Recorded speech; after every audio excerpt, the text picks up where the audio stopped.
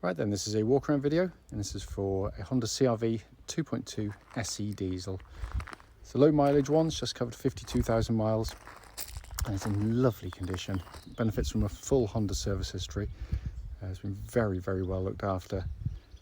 First, just to point out, the number plate at the front there is being replaced as of later today. It's got a crack in it, so please ignore that.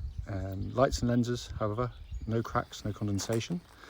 Very clean indeed. Likewise, bonnet, very, very clean. Can't see any obvious stone chips there.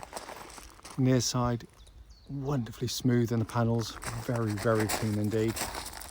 Near side front alloy, very good.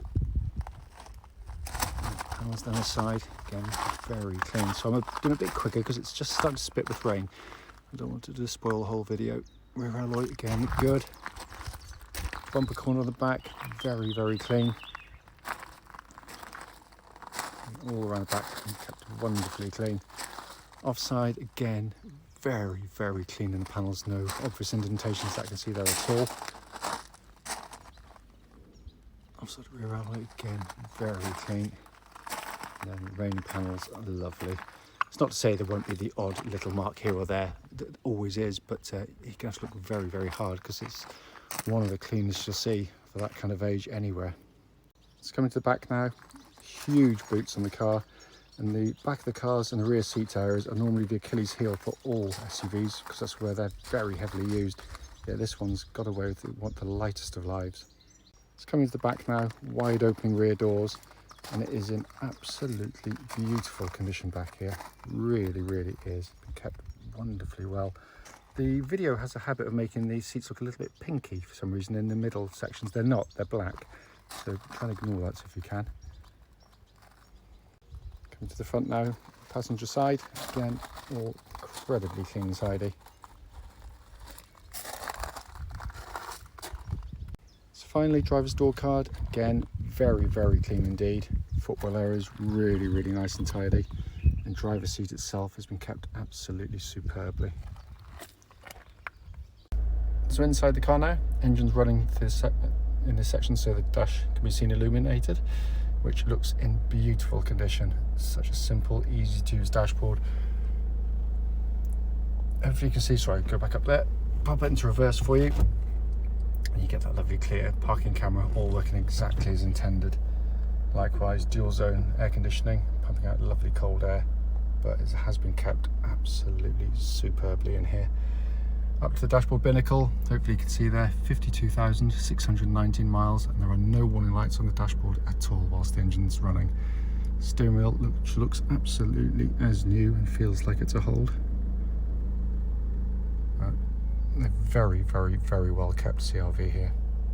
Finally, just to show you, owner's manual pack and lock and wheel nut key are both here and present with the car. Right then, this is a quick road test video, and this is for a Honda CR-V. It's a 2.2 SE diesel. This particular car is registered SV13OHN, with a mileage of just 52,621 recorded. The reason we do these videos, as always, is very simple. We just want to make sure that if anyone is online looking at our cars, they actually get to see those cars in operation.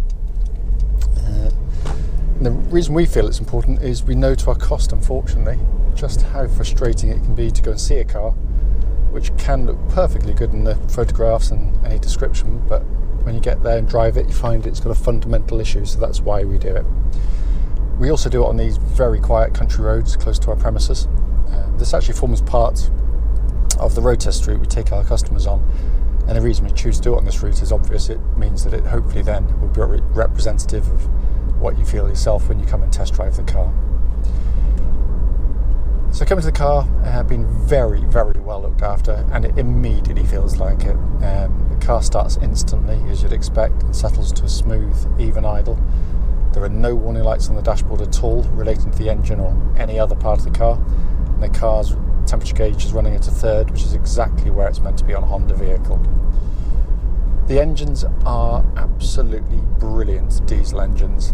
They're everything you'd expect of a diesel. They are long-lasting and very, sorry, I'm going to splat the ducts if he's not careful. long lasting, incredibly reliable, probably the most reliable diesel in its class by quite a long way. Timing chain driven, so no cam belt services required on them. But a wonderful, wonderful unit to use because it's so smooth and sweet in its nature, very un-diesel-like in its sound, but also compared to a lot of diesels which can be lull you into thinking that they've got more power than they have because they'll pull very hard very quickly, but then they just drop away and die off. This pulls beautifully through the entirety of its rev range and very, very smoothly. Not that you need to, because it's got so much torque, but if you do need to, it doesn't have that kind of harshness that so many diesels have. Engine then feeds through clutch and into gearbox. Clutch on the car, absolutely perfect. Bite point, it's exactly where it's meant to be, and it's lovely and smooth in operation. The gearbox is simply fantastic. It's the opposite of so many gearboxes in this class because it's short in throw, it's snappy in action, very sporty actually in feel. And what's brilliant, because of most engines that are transverse, the gearboxes and gear levers are joined by cables, and that can mean that they can be very vague and lifeless in lots of cars. But Honda do these things absolutely brilliantly, and that feels absolutely as new.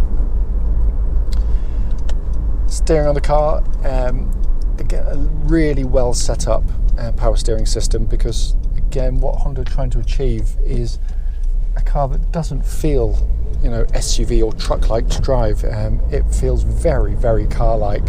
So the steering, which is really nicely weighted, it makes the car feel really secure and solid on the road, but is also very accurate and precise with minimal movements to change direction. When you go through corners like this, a little bit quicker than normal, the car just glides through absolutely beautifully, and the steering feels incredibly solid as well. It shows no wear, it tracks absolutely dead straight, there's no vibrations at this speed or any speed up to the legal limit.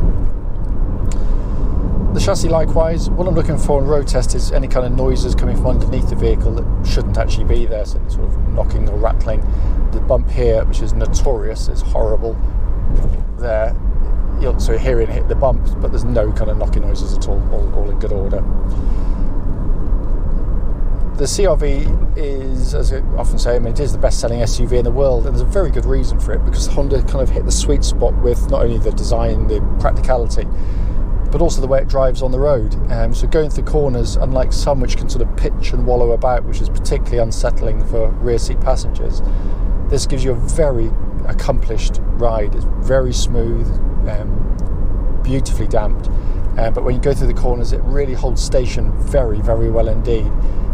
So if you're pushing on, you don't kind of get that lolloping about, and they're very, very, very nice to drive. Brakes on the car, I'm just going to get around the corner and give them a bit of a shove and hold on to my bits so they don't go flying. So give them a good old shove there. It's a lovely brake pedal on the car, solid, powerful, no juddering, no pulsing at all, so all in very, very fine order. Coming inside the car, it is in absolutely lovely condition in here. But they're lovely places to sit and drive cars, because what they give you is, first thing you notice when you get in them is what a lovely view you get ahead and sideways and rearwards with these huge wing mirrors. It just is very, very confidence inspiring. So when you get on the road, you don't feel intimidated, you can place the car beautifully. The low dash line means you've got a lovely view of the road ahead, so I can actually see a bonnet, which is a minor miracle on modern cars. But the rest of the dash is just beautifully laid out, and also beautifully built in here. No squeaks, no rattles, just a solid car. And I test drove one of these earlier, an identical model to this, that your chap's part exchanging against one of our newer CR-Vs. Same age actually, I think, as well, which had done 130,000 miles, or as near as damn it, and it drove exactly like this. Just they take their miles brilliantly well.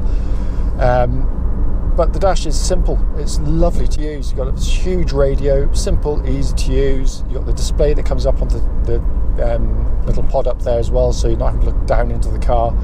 A dual zone climate control system, which is pumping out absolutely ice cold air, and this lovely quality of actuation with the switches. It sounds really nerdy, but honestly, it's just lovely to see Honda put that kind of effort into sort of relatively minor controls. Binnacle in front is just simple, easy, beautifully presented as Honda always tend to do. And a steering wheel which feels absolutely as new to hold. Leather bound, all functions working exactly as they should, and it just feels just great in hand, it really does. This is a four-wheel drive version of the CR-V. You'll notice, hopefully, there is a total absence of any buttons to engage or disengage it, because it does it all for you, basically. Honda worked out in their wisdom that most people would be doing as I am today, driving in perfectly conditions where you don't need four-wheel drive whirring away. Because the problem with permanent four-wheel drive is that it's permanently on, and that means that you're going to chew your tyres up more quickly, you're going to use more fuel, and because of frictional losses, you put a lot more mechanical stress to the vehicle as well. This basically, if you hit some mud or ice or snow, front wheels start to lose grip, it instantly, before you can react, it does it for you. It brings in the rear wheels to give you four-wheel drive absolutely seamlessly.